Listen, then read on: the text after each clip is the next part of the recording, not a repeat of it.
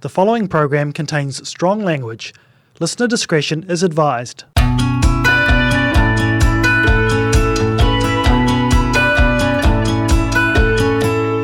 Kia ora, I'm Claire Finlayson, Program Director of the Dunedin Writers and Readers Festival.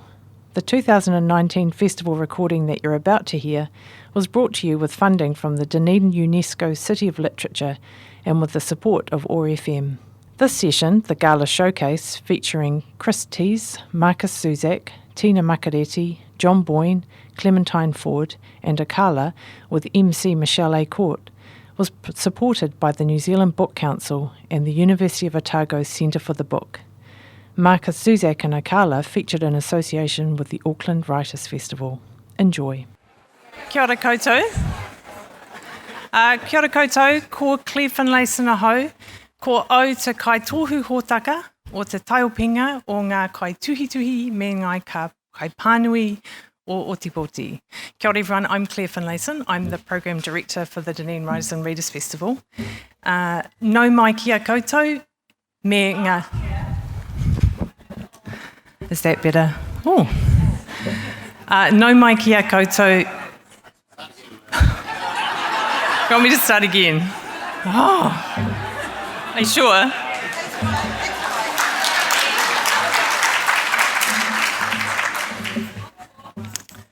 So was that start again or was that not start again?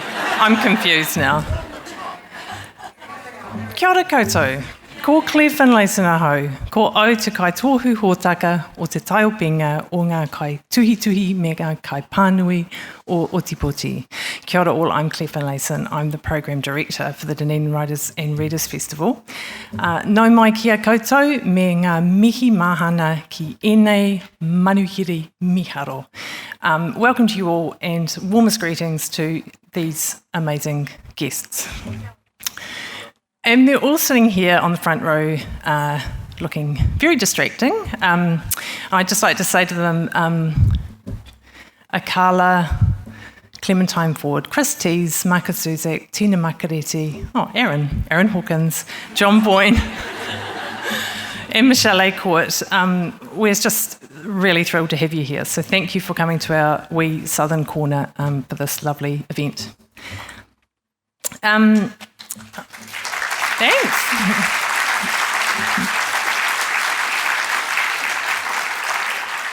Now I'm just going to do a bit of very swift but very heartfelt thanking.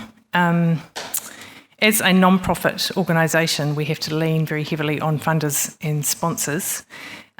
So to our major funders, Creative New Zealand, the Dunedin City Council, the Otago Community Trust, the Lion Foundation, and to our major sponsors, the University Bookshop, Brand Aid, the Otago Daily Times, Otago University Press, NHNZ, Galloway Cook Allen, J.W. Smeaton, Marks and Worth, Otago Polytech, Friends of the Library, and Phantom Bill Stickers. Without them and our other supporters, we'd just be a scribbled little wish list sitting inertly on a page. So thank you for all your support. And also big thanks to the New Zealand Book Council.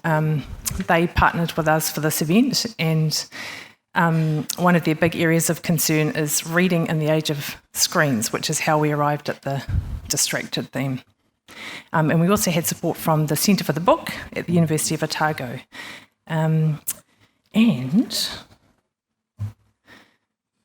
thanks to the Auckland Writers Festival for sharing Markus Zusak and Akala with us, and to Culture Island for supporting John Boyne's visit. And lastly, to our festival team, we're petite but hardworking. Laura Hewson, Alex Bly, Bridget Shawman, Helen Spears, Annie Villiers, Nikki Page, Vanessa Manhire and Catherine Quill, and to our volunteers. Thank you for your good mahi and oomph.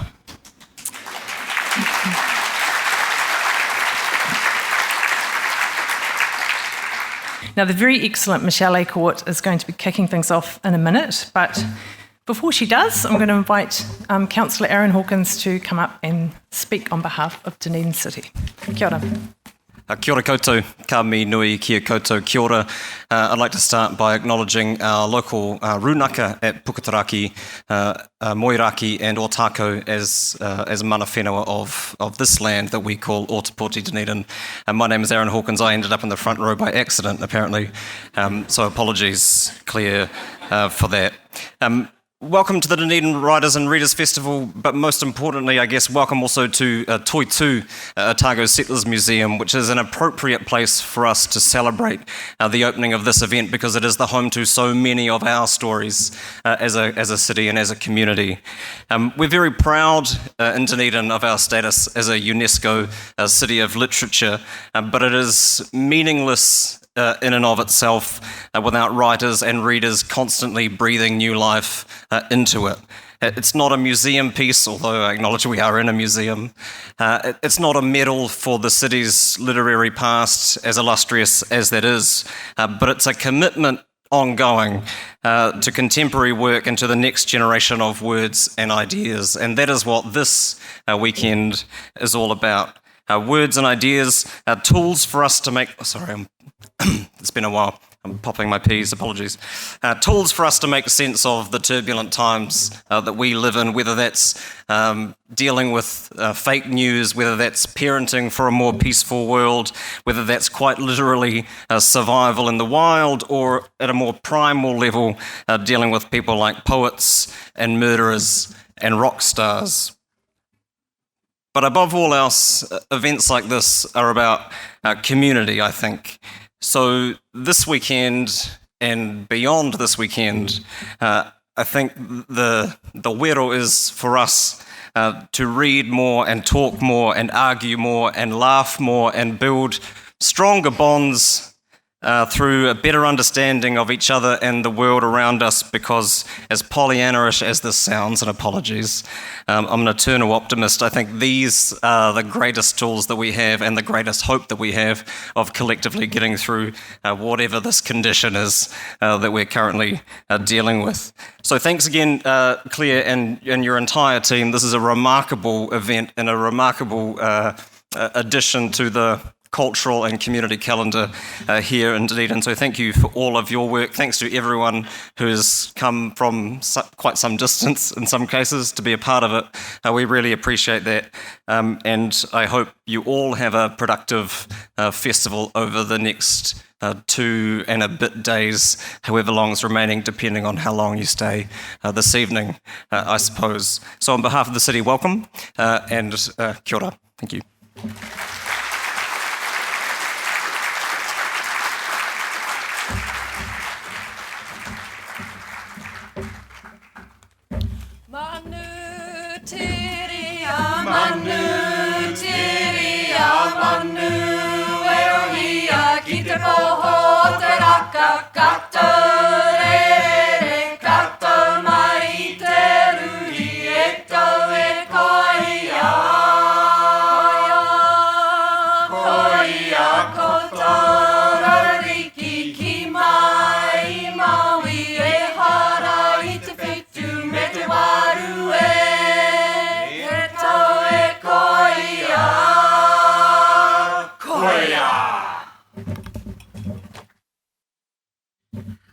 Ngā mihi nui.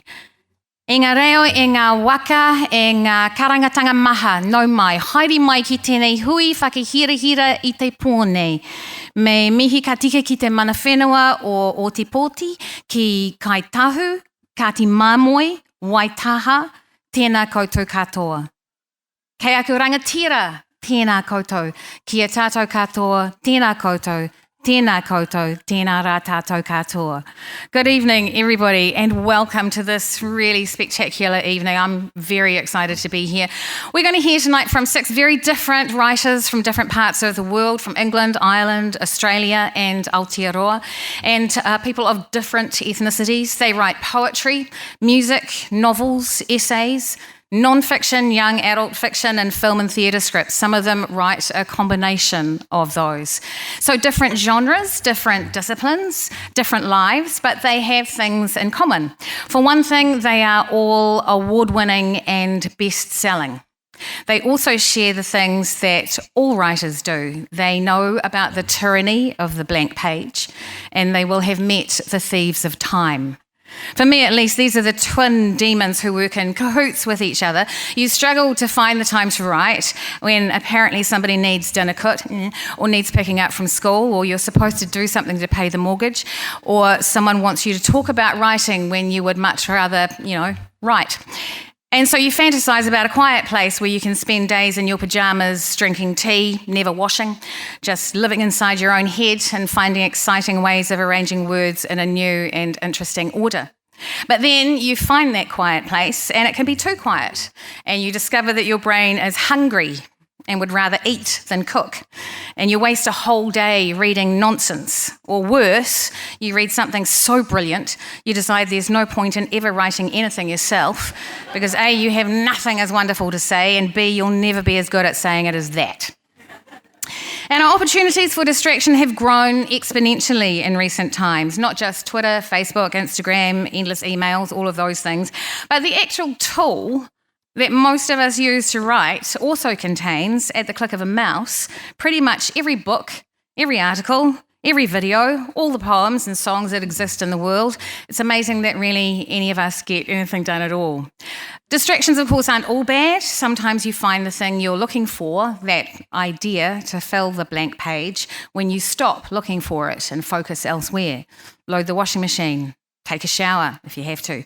Chop some onions, go for a drive. Look away and suddenly you will see it. Plus, we can do some good things when we procrastinate. If I want to have a very clean house on Thursday, all I need is a deadline on Friday. So we have our 6 writers to tell us about distraction in whatever way they want, what they do to guard their creative spaces, but maybe also where they wander off to find the things that they need, the rabbit holes they might fall down, and what they might bring back. So let's begin tonight with a poet. I always find that evenings start best if you start with a poet. So Chris Teese was born and raised in Lower Hutt and now lives in Wellington. Big move. His first book of poetry, How to Be Dead in a Year of Snakes, took readers back to a shocking murder committed more than 100 years ago, and it won the Jesse Mackay Award at the 2016 Ockham New Zealand Book Awards. And his second book, He's So Mask, took a dive into the worlds of hyper-masculine romanticism, and it involved dancing alone in nightclubs. Both the Herald and the Spin-Off listed it as one of the best books of 2018. Chris is also an actor, and he studied film and English literature at Victoria, and he has the most spectacular range of jackets. To meet Chris and one of his jackets, please welcome him to the stage, Chris Teese. Well, there's a lot of people. Kia ora. Thank you, Michèle, and thank you so much to the festival for bringing me down to Dunedin. It's such a pleasure to be here and to be a part of this evening alongside such wonderful writers. I'm going to read 3 poems for you tonight. I've written something especially for tonight, but I'm going to actually start with 2 poems from my book, He's So Mask, which I guess delve into the world of distraction and films. And this first poem is called Pay No Attention to That Man Behind the Curtain. And that's the line that the Wizard of Oz says when Dorothy and co start to realize that nothing is all it seems. Pay no attention to that man behind the curtain. Dare I dream of fame, yet live my life among cardboard crowds? This stands to be examined, perhaps even crushed, but I can't help myself for wanting to appropriate the air in a balloon or the colour of a baby's flushed cheek for cheap entertainment. I want their ears to want, but they can keep their questions to themselves. They treat my songs with spotlights, but deny them curtains to hide behind. Such songs are tailored for weaker knees.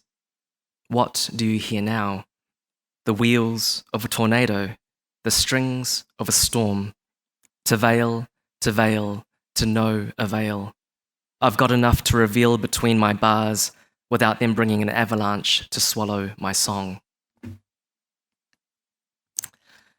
This next one is called MacGuffin. And a MacGuffin is a plot device used to propel a narrative forward. But the best way I've heard it described is it's the thing or the person that the characters are interested in, but the audience actually doesn't care about. And it's often associated with Alfred Hitchcock films. So this is MacGuffin. To say that the briefcase is pertinent is to ignore the man in the speckled grey suit, slouched by the payphone, moustache ready to turn villain, his concealed gun pressed squarely against his ribcage. You can tell he's a baddie because he doesn't blink and looks straight into the camera like he couldn't give a fuck. To express that the film did not commit to the character's intents is to impose your own logic. Tongue lashing at the masses, not able to turn their eyes to the dirty light tainting the walls of bathroom stalls used for hookups and quick fixes. There, the clinical plink of syringes falling to the floor and fluorescent tubes realizing illumination. At this point, we are questioned about our own intent as an audience of willing accomplices. Our eyes dilate. What will it take for us to stop resorting to tradecraft to pull each other into honest dialogue? Some of us rely on our gift of good timing. Our days are hung on it. The rest of us second-guess the end. I never walk out on films because I hate to see a story go unfinished. You are more likely to walk, whereas I could never leave you. But there's the door, and I'm told the sky is particularly bright tonight. It only takes a little moonlight to test your commitment to a role.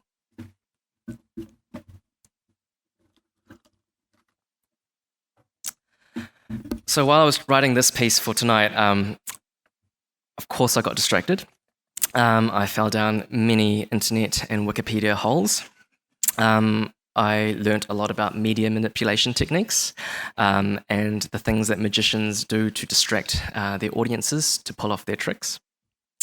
And then I was distracted by something very real. The events in Christchurch basically derailed any progress that I was making on this poem. And I guess all of that ended up in this poem. So this is called The Magician. Every time I turn to see where I should be looking, I see my reflection. There is so much of the world within reach from your desk. Screens within screens and holes within holes, tails wagging dogs and newspapers crying wolf. It's tiny hammers pounding at your skin and not knowing why you wake up every morning covered in bruises. It's a story so vivid you keep repeating it as if it were yours to tell, pulling up your sleeves and showing strangers a new shade of blue. You think you know this story and who is telling it. Don't be surprised when a door slams shut and you find yourself asking, how long has that door been there? My reflection is a magician. He tells me where to look. Inside every poem is a stage with trapdoors. Inside every poem is a smoke machine. Inside every poem is a mirror buried in the volta, and once found and gazed upon, it shows you what you missed as you were following the tip of the wand. The magician tells you where to look, and so you look, because magic doesn't work if you don't follow instructions. But as a spectator, the trick is to expect everything and nothing at the same time. The trick is to watch the wand while your left hand is behind your back, texting the revelation to your past self. So when you reach the reveal, you have seen the magician's flourish in all its cross-sectioned, exposed, wiring glory. Look over there. A door you've never noticed, a secret way in and out. Anything could be placed before you, undetected. Of course, it's been there the whole time. You've spent your entire life with your body pushed up against the door, but the crowd beating on the other side is louder and demands entertainment. They spend the running time convincing us it's a levitation without wires, and while our eyes are scanning for the slightest quiver, we don't see them set fire to the scenery, the strike of the match disguised by our applause. With so much happening in this world, it's getting harder to resist everything that demands my attention and harder to tell what I unknowingly steal from myself when I fall for another smokescreen. overhears shattered glass scattered over the pavement, catching sunlight and begging to be written about. Meanwhile, I've not noticed that the source of this glass is a 5-car pile-up complete with blood and sirens and screaming children, but that doesn't stop me from getting on my hands and knees to interrogate each shard. It's a spot the difference game where one picture is an earthquake and the other is an upstairs neighbour dragging furniture across hardwood floors at 2 a.m. The magician tells me sleep is the biggest distraction of all. There's no joy in surrendering to the screens behind my eyes, where everything I believe to be true is a wrong memory, an echo I've been too happy to be swallowed by. In the morning, everything is the same, but shifted slightly to the right, and during the night, someone has turned all your books around so their spines are now facing the wall. The whole damn time, there, smoking away. From the wings, both the magician and the audience become the show, passing the matches between them, call and response running in both directions. Can we still call this power? And, if so, how many walls will be left standing when they've extinguished the flames? It's from the wings that I see what haunts me. Ignorance won't save me, no matter how many doors I open and shut just to keep myself busy. My reflection and I want to look away, but the wires snap us back each time.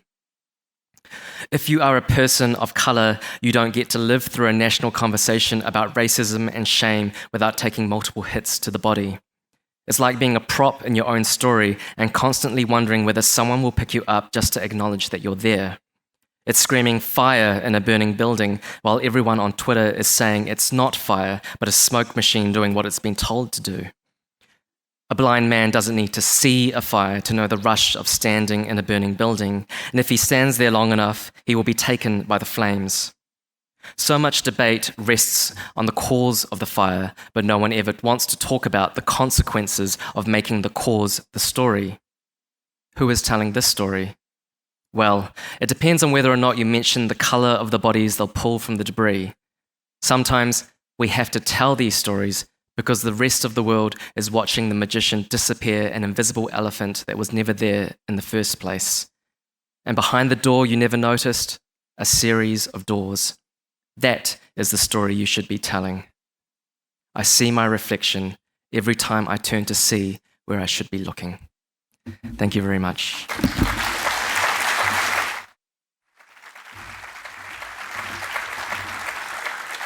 That was amazing. Wow, you set a high bar. Everybody else is terrified now. That was fantastic. Chris did a workshop earlier this morning and was at a poetry reading before this session tonight. This is the last we get to see of him at this festival. He scoots off tomorrow to go to be part of Featherston Booktown. But that was fantastic. Can we have another round of applause for Chris Teaspoon? That's great.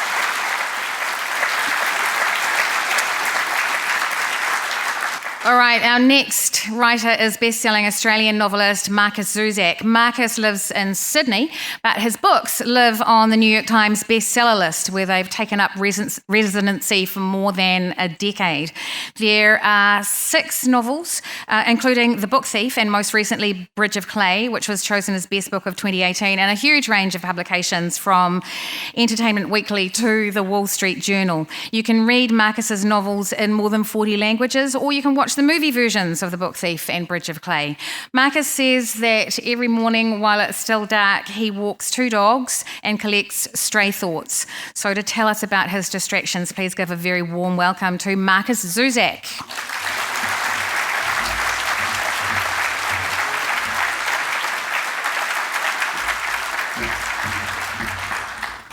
Hi everyone, I'm so thrilled to be here. I've always wanted to come to Dunedin and I'll be more thrilled in about 8 minutes. Chris came down, he looked so happy that it was all over. So we'll see how we go. I'm willing to be the person on this out of this group that everyone leaves tonight and goes, yeah, everyone's stuck really well to the topic except that guy. So I'm sorry if that's the case, and I apologise in advance. I had a moment of distraction when I was a kid. I was 9 years old and I ruined Christmas in 1984 in the Zusak household. And it was because it was a distraction that turned into an obsession where Christmas to me It wasn't about presents. It wasn't about spending time with my family.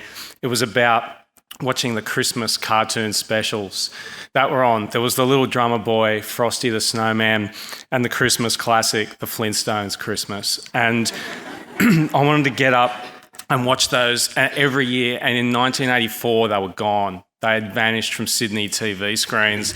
And so I thought they're saving it all for the 24th. They're saving it for Christmas Eve. And so on the 23rd, I set my alarm clock, which I loved.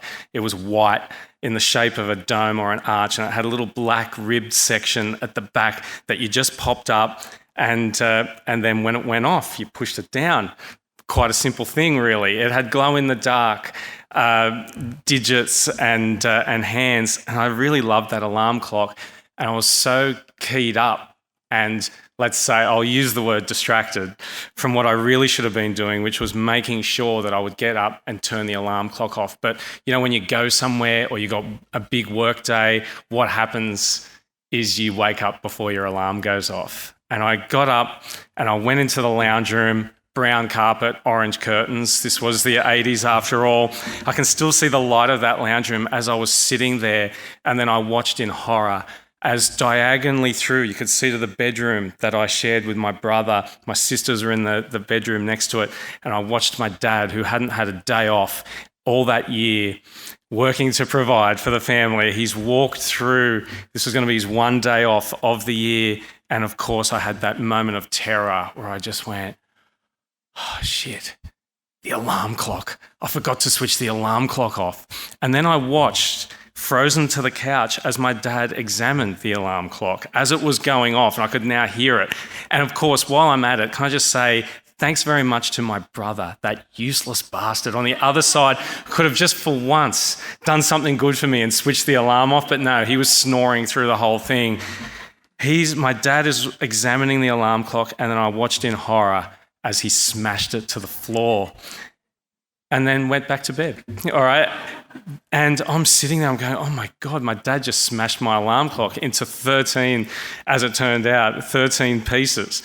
And next thing, my mum I heard her get out of bed, and she came through the lounge room in her pink dressing gown that was it was almost like paper. It had Hawaiian flowers on it.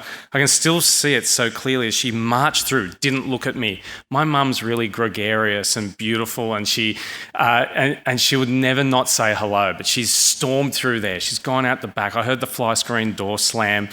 And what she was doing out there, again, I had no idea. It turns out she was smashing the mugs that my dad was getting her for Christmas, and had gone on and on about how great these mugs were. And then she came back in through, walked straight past me again, and we had these little tables, and I think this was a worldwide phenomenon, these tables, these little side tables. They were like the Russian dolls of side tables. There was a tiny one, there was a middle-sized one, and there was a bigger one. On top of that was a board game, and it wasn't Monopoly, it was Careers, which was a rip-off of Monopoly. Really good game. And anyway, she's picked up the Careers box, and I went, oh my God, what is she doing? What's going to happen next? She went in, and as it turned out, what she had decided to do in her fury, she's gone in and she just smashed my dad over the head, who had gone back, he was asleep, with the Careers board game, and then threw it at him, at which point I did spring to my feet, and I ran around into the hallway where one of my sisters had gone in. I looked into that bedroom, there was paper money floating around everywhere. And my sister was trying to calm my mum down, while then out of the corner of my eye, and this was the surest sign of all that I'd caused a catastrophe, was that my brother and my oldest sister were hugging each other. And I'd never seen that before in my entire life, and I thought, it can't get any worse than this. And so it all calmed down. There were a lot more went on, but I've only got 8 minutes. So a lot more went on. My mum went to work. My mum is 84 years old, and she still goes to work cleaning people's houses. She's like a machine. And she's gone to work. Then this is the great thing about my dad. And I think we all have someone like this in our lives. He did this terrible thing. He's the only man I know who could do something like what he did, and then you have to feel sorry for him. He's sitting on the floor against my brother's bed going, oh, I'm such a bastard. And I'm 9 years old sitting next to him going, no, you're all right. You're all right. And he took me to the shops, to this big sort of, it was the early days of those sort of big malls, and he bought me a new alarm clock. Then he also the sort of guy who could buy himself a present after doing something like that. And he bought this little placard from this shop, the Granny May's shop. It was this little thing that you can put on your desk, triangular, and it gives you a little note of encouragement. And it's one of my favourite details of this story is that it would sit there on his desk and it said, "Keep your temper. No one else wants it." And I just go, that's the most pathetic thing in the entire world. And at the end of that day, my mum came home from work, and I remember sitting on her bed, on my mum and dad's bed, and saying to her as she came home from work, I looked at her and I was still so worried, and I said to her, "So, are you and Dad going to get divorced? Like, are you going to leave Dad?" And she looked at me, and this was her moment to say, "Don't be silly, these things it'll all blow over. These things happen, And she looked at me and she went, "I don't know." And I thought to myself, yeah, that's great. Thanks, Mum. Yeah, you have a good Christmas too. This has been fun. And so I still look back in my household now, and not the last thing, but what I also want to say is that I had a really happy childhood. And there's if the worst thing that ever happened is your dad smashed your alarm clock, you had a really good childhood. And it's just, it's one of these things, and my mum and dad are still together, by the way. And so I look back now on that story and I think of that idea that, yes, it was the fact that, I should have in so many ways. I mean, you can't blame yourself. It was clearly my dad's fault, all right?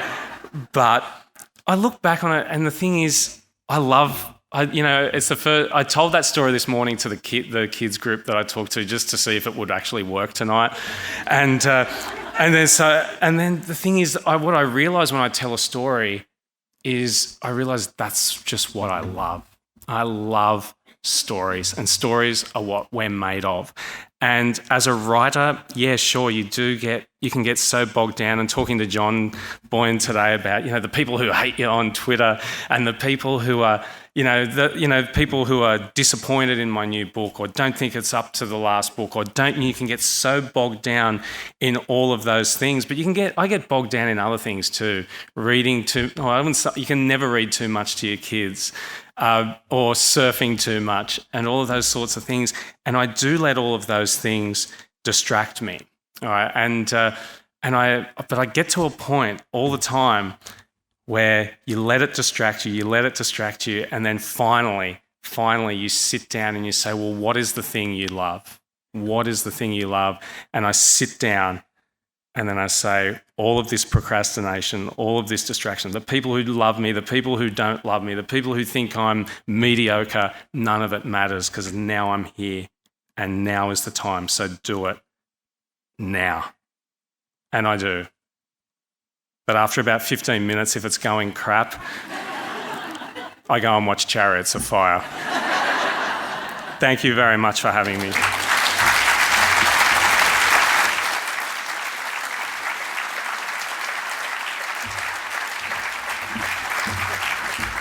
Fantastic. You can spend more time with Markus tomorrow. He's going to be in conversation with Charlotte Graham-McClay in the morning at 8:30. Is that right? Seems ridiculously early.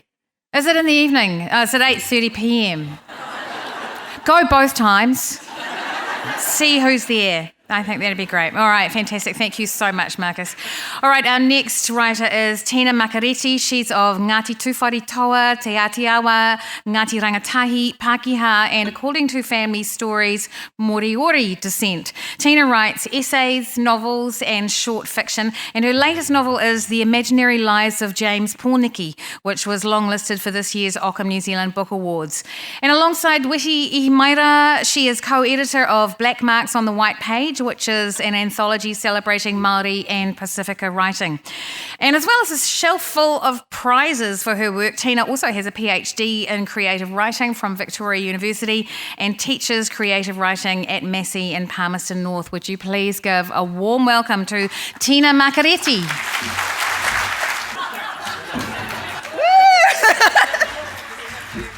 I distracted myself. Awesome, well done me. Great start.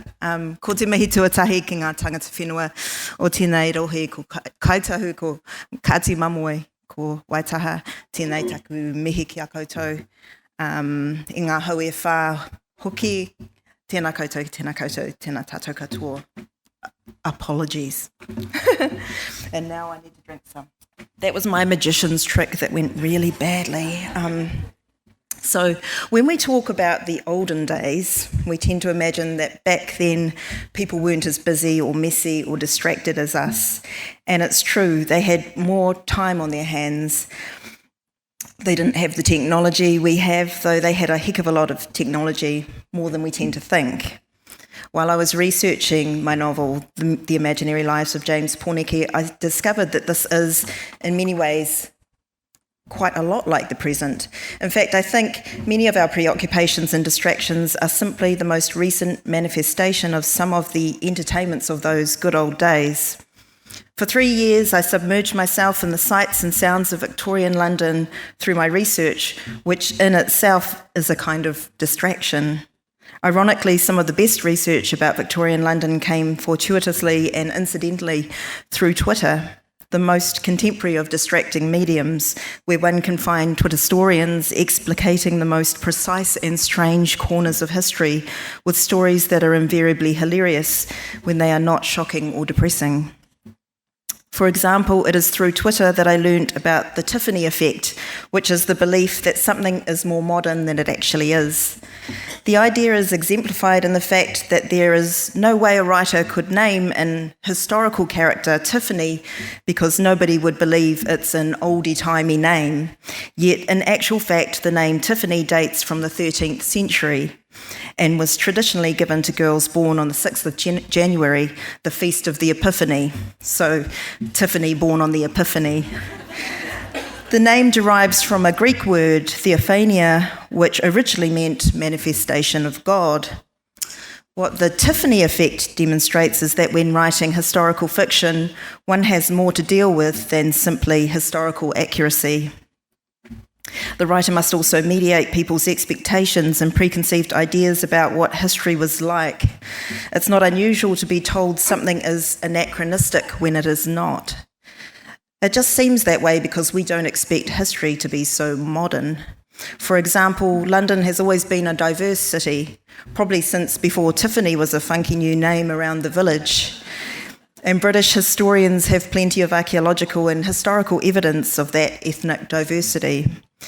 But readers and audiences will still protest if their British historical stories aren't as white as they think they should be. The surprisingly modern part of history that I want to talk about is the entertainment industry, the heart of distraction. And I want to draw some kind of imaginary connecting line between Victorian London and the Kardashians, if I may. It doesn't have to be the Kardashians. It could be My Big Fat Gypsy Wedding or Love Island or Married at First Sight. Any kind of reality TV that has very little to do with reality. Keep that in mind. Distraction was big business for the Victorians. In my novel, a young Māori man goes on display in the Egyptian Hall, Piccadilly, and this was a pretty common scenario. Not for Māori perhaps, but for any type of person who was categorised as irregular in some way. Exhibition halls were places frequented by everyone from royalty. Queen Victoria, Prince Albert and the Duke of Wellington were known to be very fond of the exhibitions, to the poorest citizen who could scrape together the fee. But back then, exhibition spaces were not demarcated as they are now. Art, ethnological artefacts, archaeological curiosities, light shows, humans, animals, anything deemed strange or dazzling or abnormal or a great achievement would be exhibited alongside other seemingly unrelated things. Spectacle was the objective, so the stranger the mix, the better. And I didn't realise as I was writing this that we would be in this wonderful museum as I talked about this. So, ka nui te mihi ki te whare hoki. Let us imagine the wares of monster mongers and other retailers of strange sights, and be aware some of these descriptions are accurate and some of them are not, but they're the titles that were used anyway. There were giants and giantesses, boneless people, little people, two-headed men, three-breasted women, Siamese twins, learned, wonderful, educated pigs, many versions of the missing link, ranging from baboons and chimpanzees to bearded ladies and hirsute children, and even hairy, though not profoundly so, men play-acting the part.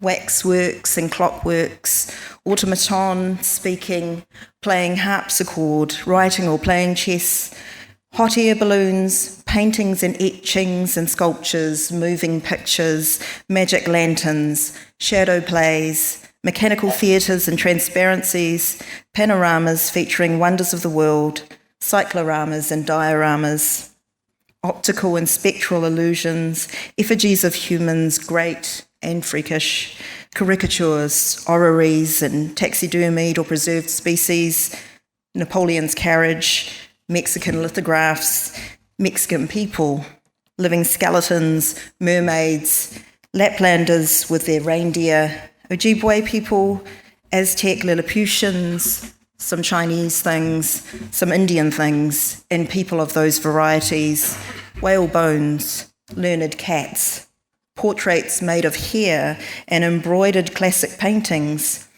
peep shows, but not what you think, Khoi women and Bushmen, Inuit people, referred to as Eskimos, noble savages of all varieties, Mohawk, Cherokee and Iroquois people, Omai from Tahiti, and occasionally young, idealistic and clever Māori boys who were after a good education. It's not like the exhibitions were without critics, but they were very popular and eventually sold themselves as educational too. Pseudoscience, or even real science, was employed to great effect. So the great and the good and the not so good of London flocked to these shows. But what has that got to do with the Kardashians? Both are spectacle, yes, the things we use to distract ourselves. But live human exhibition, no matter how weird the other exhibits got, was the strangest and most reprehensible. I wanted to figure out what the audience got from it. And eventually, through other writers and theorists more clever than me, I came to understand that the exhibitions were like a Victorian version of reality TV, where you get to watch the other behaving in ways you find odd, or in ways you judge as abnormal, and I realised I do it too. I've watched the Kardashians for the pure spectacle of it, for the oddness of overpumped lips and hips, the strangeness of money to burn, the strangeness of exhibitionism, of private arguments made public. Reality TV contains our human exhibitions, caged in our televisions, wearing Versace animal print and MAC tribal war paint, simultaneously unsettling us and making us feel more firm in our world, in the real world. Perhaps this is the great illusion, and maybe we get from it what the Victorians got from their exhibitions, the sense that we are regular and normal, that we don't differ from each other that much. I mean, the neighbours are way better off than us, but they're not Kardashian rich.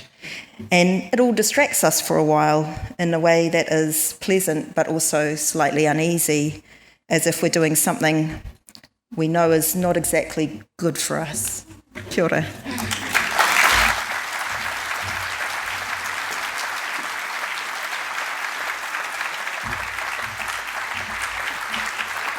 Thank you, Tina. That's superb. Tina is appearing with 3 other writers in History Sent on Sunday morning at 11:30, and then with a bunch of us in the afternoon on Sunday at 1:30 in a session called Dear Motherhood. All right. John Boyne comes to us from Dublin. He's written 11 novels for adults, 6 for younger readers, plus a collection of short stories.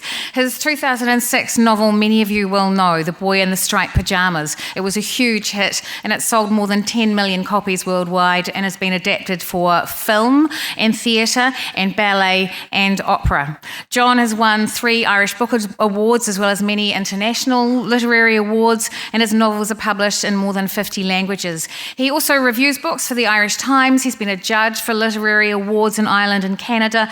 And in 2012, John was awarded the Hennessy Literary Hall of Fame Award for his whole body of work. Delightfully, his very first novel published in 2000 was called The Thief of Time. To hear about his relationship with distraction, please welcome John Boyne.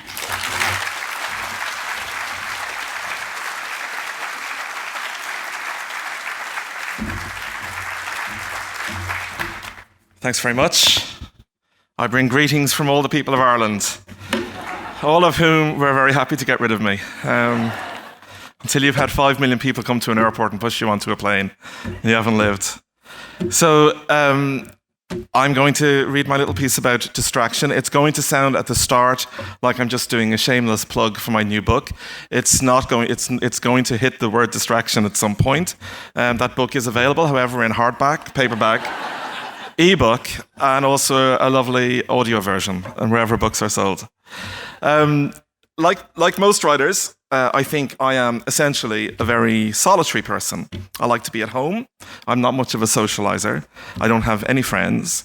And in general, I prefer to be with my family than with anybody else. Where I live in Dublin, my parents live about 10 minutes away from my house, and my sisters and my niece live halfway between us. And we call it the Boyne Triangle. I try not to stray too far outside of that triangle because within its angles I feel at my most safe. Although it is lovely to be here in Dunedin, I should say. But the world has a way of getting in on you sometimes and making you feel very unsafe indeed. Last month, I published my 6th novel for young readers and my 17th in total, a book called My Brother's Name is Jessica. It tells the story of a 13-year-old boy, Sam, who's embarrassed, confused, and even horrified when the person he's always known as his 17-year-old brother, Jason, announces that he believes he's really a girl and wishes to explore this new identity. I wrote it as a book that would hopefully support young people who are going through gender identity issues or who knew young people who are going through gender identity issues. I wanted to tell them that while all of us are still learning about the subject and need to be educated upon it, I believe that the world is essentially a good place, that people are essentially kind, and there can be a loving society out there ready to help and embrace them. I wanted them to feel not shame or fear, but hope. To support the book, and this was my first mistake, to support the book, I wrote an article in the Irish Times, Ireland's most important newspaper, expressing thoughts upon these lines, and then went about my business, hoping that readers would be drawn to the novel and hopefully enjoy it. And then, if you'll forgive me, thanks to Twitter, the shit hit the fan. The first I knew of any backlash was a hashtag that appeared on social media, on the social media platform, hashtag boycott John Boyne. It had been put there by somebody with a fake name and profile, so I didn't think too much about it at the time and just got on with my work. As ever, my attention is usually focused on the next novel that I'm writing. But then my editor emailed me to say that she and some others had noticed some negative online activity and that I shouldn't worry too much about it, which of course made me worry too much about it. The day that my article was published, my Twitter feed, which is generally built around me talking about books that I like, and for some strange reason, kitchen implements that fascinate me, was filled with comments about my attitudes, supposedly, to transgender people and my own personal character. It turned out, I wasn't aware of it, it turned out that I was transphobic, that I was a misogynist, and that I was basically Donald Trump with a better haircut. Almost everybody who messaged me pointed out that they hadn't read the novel and they wouldn't read it because it was so terrible. I needed to apologize, I was told. Nobody said who I should specifically apologize to, but I should apologize anyway. I've always been, I think, quite a thin-skinned person, not so much in terms of criticisms of my novels. A bad review, for example, has never particularly bothered me, as I think a writer knows the value of their own work anyway, and they don't need to be told that it's either a masterpiece or a travesty. You just know yourself whether you've achieved artistically what you set out to achieve. No, my thin skin comes more in terms of personal abuse. I don't like arguments at all. I walk away from conflict. Unkind words just hit me like bullets. I'd had the occasional Twitter spat before. After watching the Finding Neverland documentary a couple of months ago, I expressed support for the two men who'd been abused by Michael Jackson when they were boys, and it was as if I'd admitted to drowning puppies at birth, the way some people came at me. And once when I'd expressed a dislike of a new One Direction song, I was in disgrace for weeks. If any of you are live tweeting this event, can I just say, for the record, there are no bad One Direction songs. I'm not going through that again.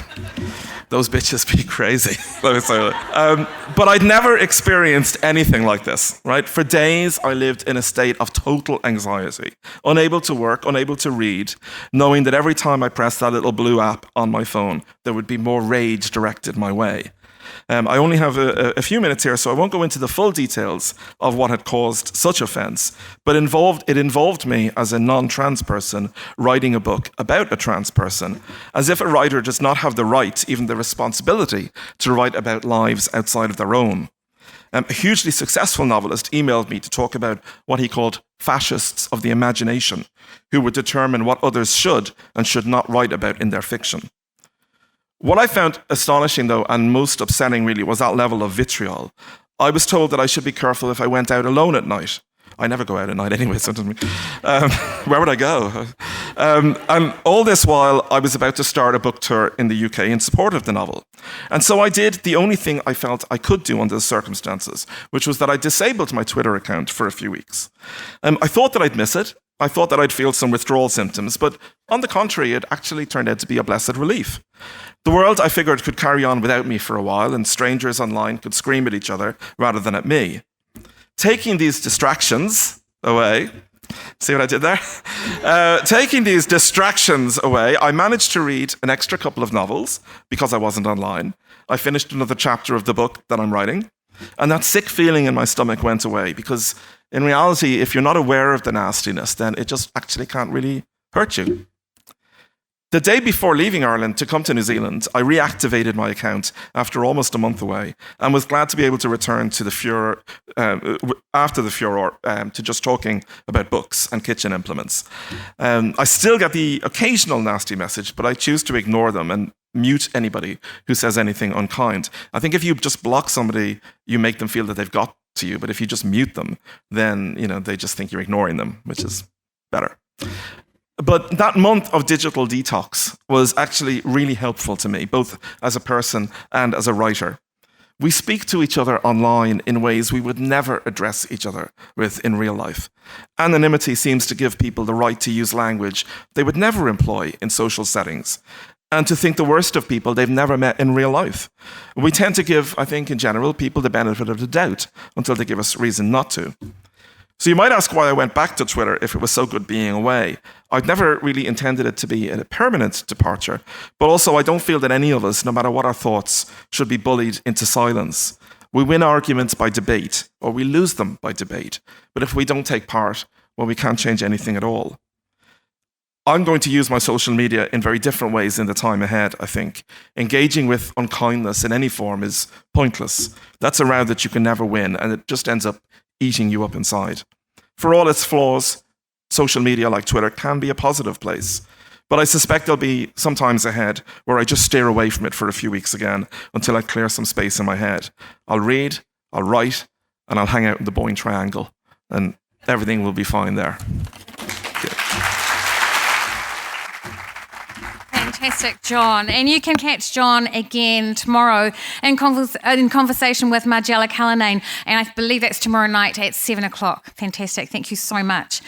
All right, our fifth writer tonight is Clementine Ford. She's a Melbourne writer, speaker, and feminist thinker. She writes a column for... There's no other kind of feminist, really, is there? Oh, not anymore. No, it's a column. Do you still write for daily life and a contributor to The Age? You can... That's okay. But ignore everything that I've said apart from she's awesome. So Clementine is still full of fire and also humour, both of which are incredibly wonderful tools for laying bare the issues that affect women and people of all genders. Her work challenges the issues of men's violence against women, rape culture and gender warfare, and her comedic take on sexism has also earned her a reputation as a highly accomplished satirist. Her first book, Fight Like a Girl, was an instant bestseller when it was published in 2016, and her new book is Boys Will Be Boys. Fighting for equality is a fairly big job. Smashing the patriarchy takes a lot of time, and Clementine is incredibly focused. So let's find out what the distractions are. Please welcome Clementine Ford. That was totally my fault. I resigned from Fairfax in spectacular fashion. No, well, because I didn't update my bio. Thank you very much, Michèle. Thank you also to the incredible writers that I'm sharing the stage with tonight. It's been a pleasure to listen to your stories. Before I begin, I'd just like to say kia ora, and I'd like to pay my respects and acknowledge the mana whenua o Te Pāti. Did I say that right? Oh, I was so nervous about it. The Kaitahu, the Kati Mamoe, and the Waitaha. So thank you so much for having me here on your land. I appreciate it. Distraction. Like too many people, I've had terrible habit of going to bed with my phone. Huddled under the sheets, I scroll through my various feeds and fall into internet rabbit holes that take my Google search history into some seriously weird places. A sample. Things to do in Dunedin. Afraid of nothing. I don't even know what that one means. Megan baby calm. Weather Dunedin. Ben Drybergen, survivor, bad winner. Harry Styles, Met Gala. Harry Styles, bisexual.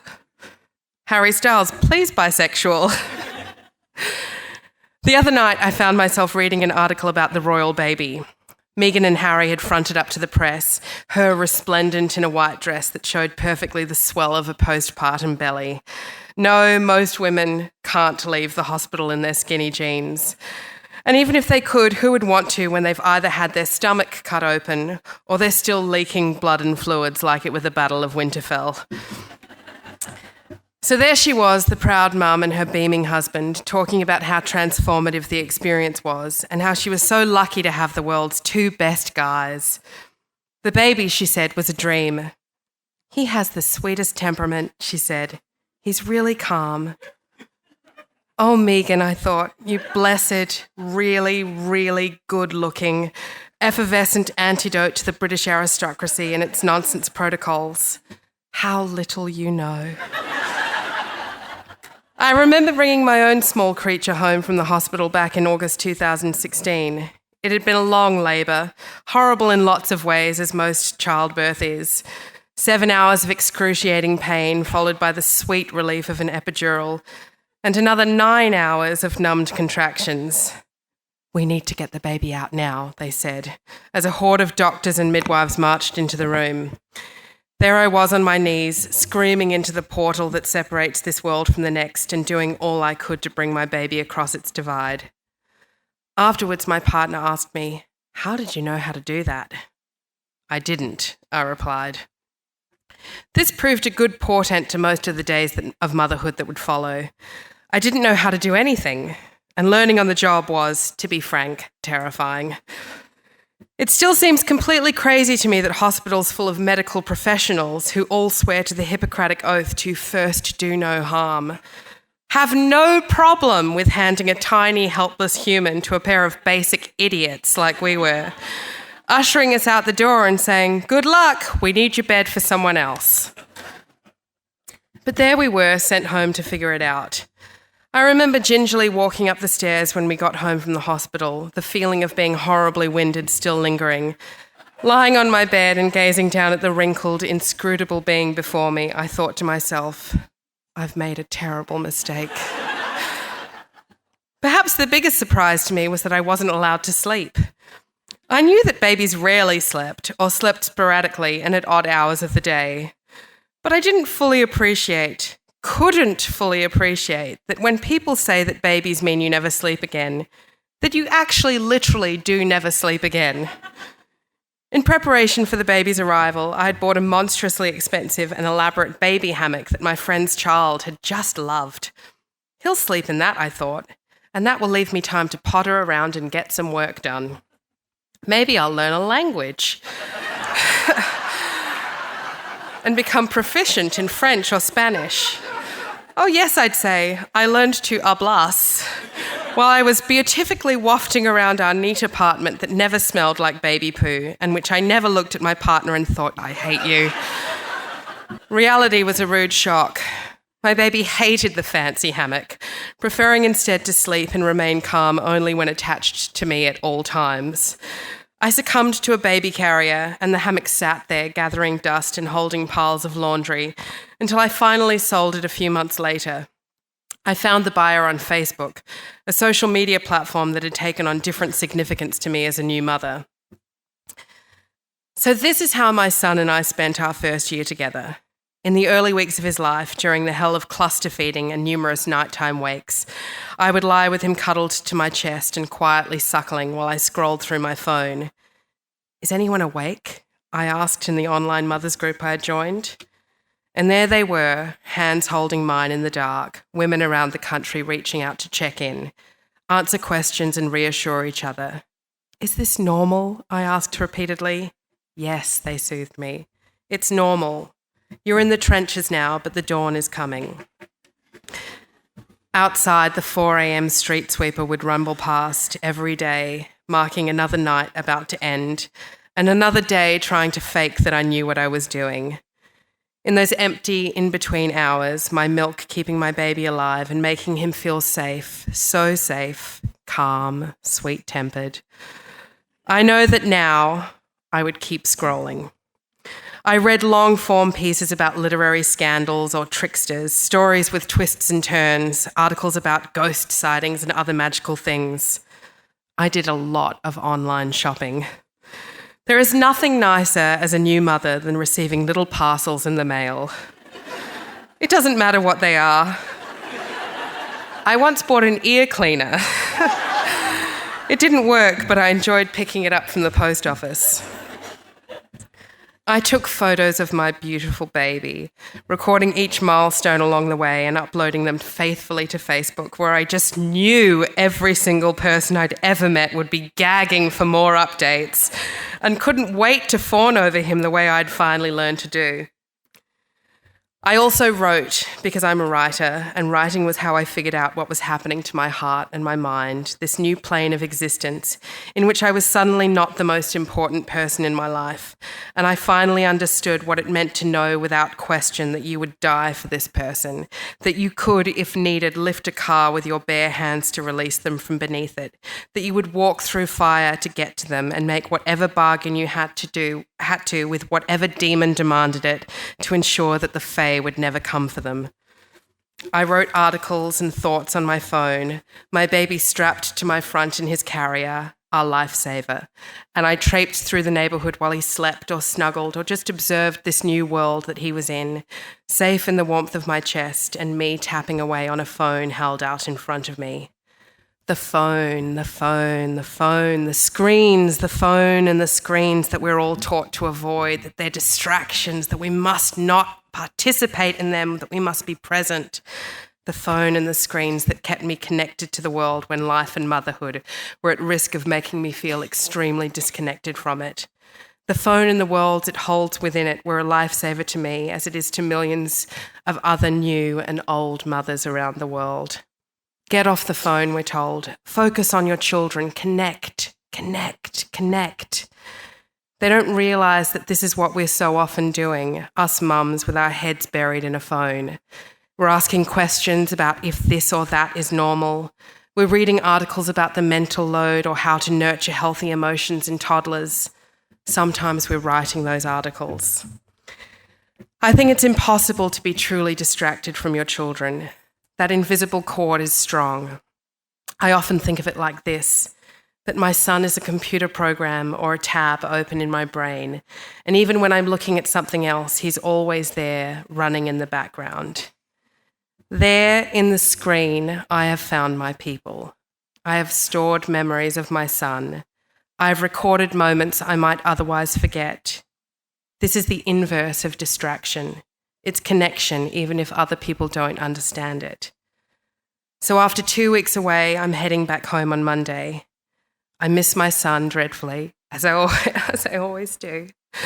But every night, I send him a video telling him about my day. He likes the videos better than Skype or FaceTime because he can watch them over and over. He sends one back, and I do the same. He is the greatest gift of my life. I could never regret him. He could never be a mistake. And nothing could ever distract me from that.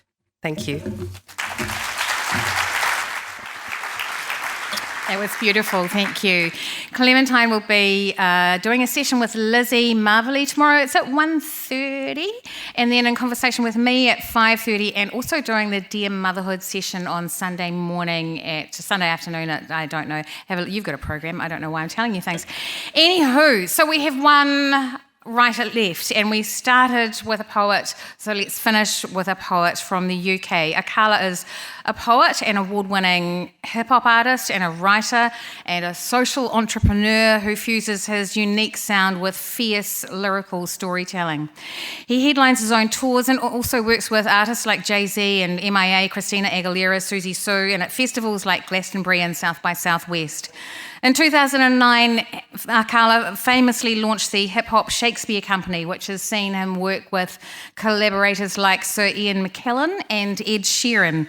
He talks about youth, race, British, African, Caribbean culture and the arts. He's written for all kinds of people, for The Guardian, The Huffington Post, The Independent, and he holds an honorary doctorate from the Oxford Brookes University. His recently published memoir, Natives, Race and Class in the Ruins of Empire, is a Sunday Times bestseller. So you would think that with all of that, there would be no time for distraction, but let's find out if there is. Would you please give a hugely warm welcome to Akala.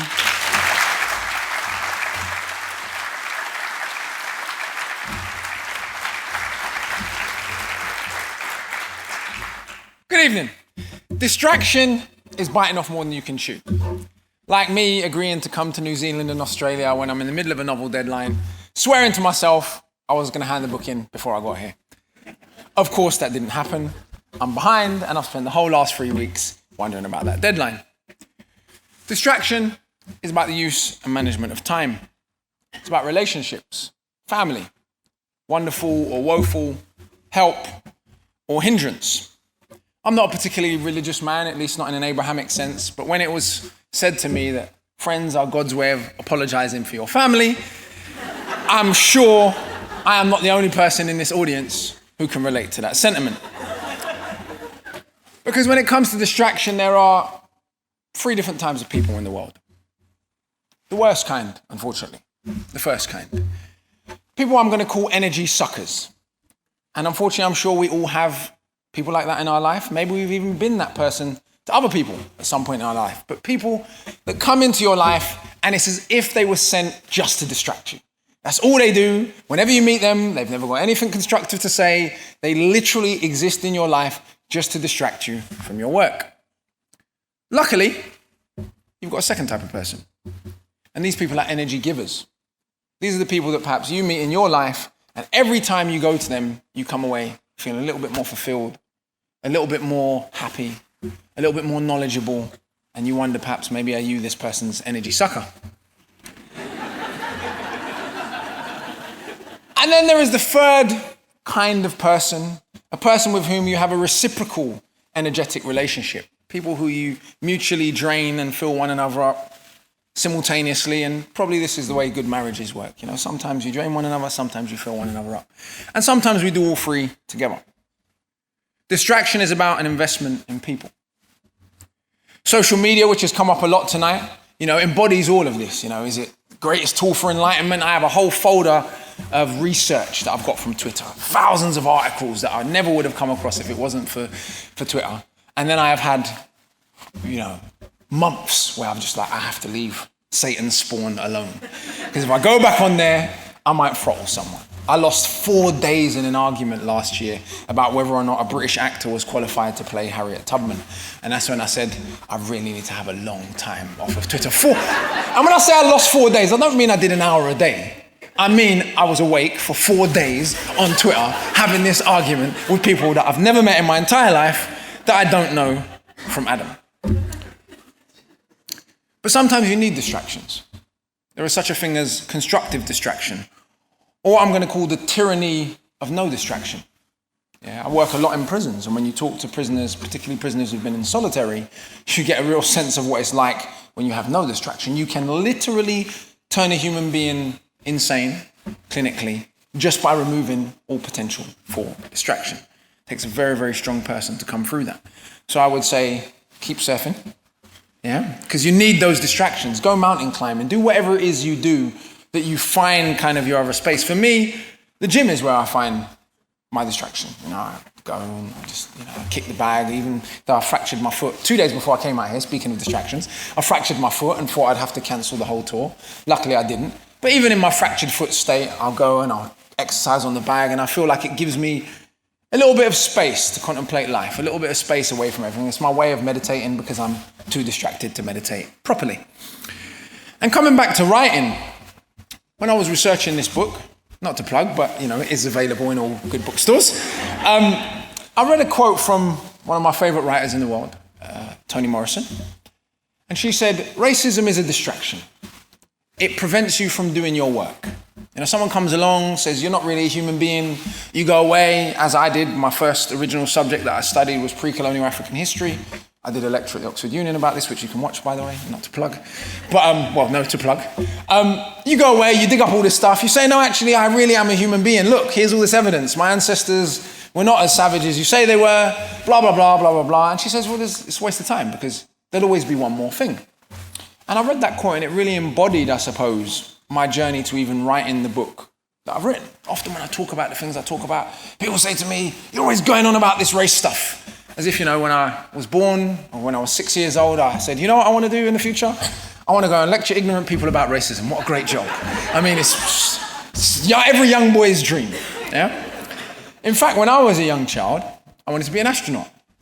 I was pretty good at science, I was pretty good at maths, and I'm saying this in context because it is important to the story. I'm not just saying this to show off. I took my maths GCSE a year earlier, I went to Royal Institution mathematics masterclasses, I was doing okay in school. But when I was 7, I was reading Lord of the Rings at home at this point. A teacher decided to put me in a group for kids that do not speak English, a special needs group. And in this special needs group, we got hot chocolate and biscuits. So naturally, being 7 years old, I didn't want to leave the group. I did not realize at the time I was being rewarded to fail. Now I was put in this group, my parents were not informed, because obviously I didn't really have special needs. My mum is a bit of a swearer and a bit of a shouter. Had she have known, she would have gone down the school and made up lots of noise. But luckily for me, I was the recipient of a very hard-won tradition. I went to a special Saturday school, British Caribbean Pan-African Saturday school. And my Saturday school, which was like an extra community monitor on my behaviour, noticed that there was something wrong with my behaviour on a Saturday. Went to my mum and they said, look, there's something wrong with Kingsley. We don't know what it is that's going on. They eventually came down to school. They noticed I was in this special group. They pulled me out. And in a sense, not to give this teacher, all the credit, my mum went down to school afterwards. She effed and blinded a bit. And I was promptly removed from the group. But it was only as I got older, I realised the lesson that teacher was trying to teach me and the way in which she was trying to distract me. And the fact she was trying to show me, essentially, being an astronaut is not an occupation for somebody like you. She was trying to distract me from my work. Show me that me being an astronaut threatened who she was and her sense of identity, because her sense of identity was related to me. And unfortunately in life, there are many distractions we cannot always overcome. And we cannot always dodge. There are distractions that come at you and you sort of have to face them. And so I suppose for me, the way I try to deal with distraction, both in personal life, in public life, in political life, is with my favorite Chinese philosophy book, which I'm going to recommend to you all, a book called the Tao Te Ching, which is one of the oldest books in the world, and lots of people say is the wisest book ever written. It is just 81 short verses on how to live life. And that book is all about essentially dealing with distraction. It is about finding balance. Thank you very much.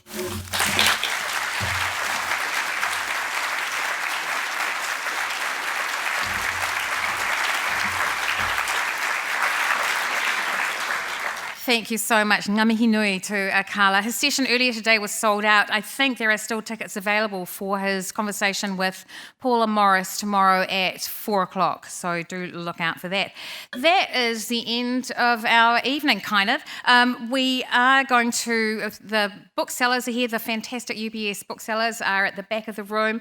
Our writers are available to sign just only the copies that you buy, because that's fair. So please do go and buy copies of all of the books, and these beautiful people will come and sign them to you and maybe have a chat with you along the way. And you have 2 more really packed, rollicking, romping days of the Dunedin Readers and Writers Festival. So please do get out and support it and enjoy it. There's so much to be seen. I want you to put your hands together, please, and thank Chris Teese, Markus Zusak, Tina Makereti, John Boyne, Clementine Ford, and Akala. Ngā mihi nui.